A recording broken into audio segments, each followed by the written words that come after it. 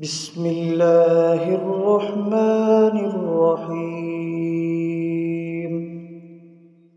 اقرأ باسم ربك الذي خلق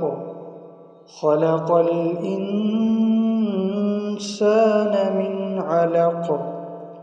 اقرأ وربك الأكرم الذي علم بالقلم علم الإنسان ما لم يعلم كلا إن الإنسان ليطغى أن رآه استغنى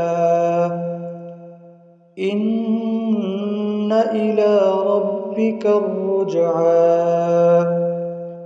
أرأيت الذي ينهى عبدا إذا صلى أرأيت إن كان على الهدى أو أمر بالتقوى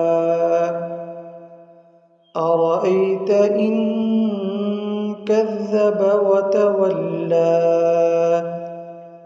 ألم يعلم بأن الله يرى كلا لئن لم ينته لنسفعا بالناصية ناصية كاذبة خاطئة فليدع ناديه سندع الزبانية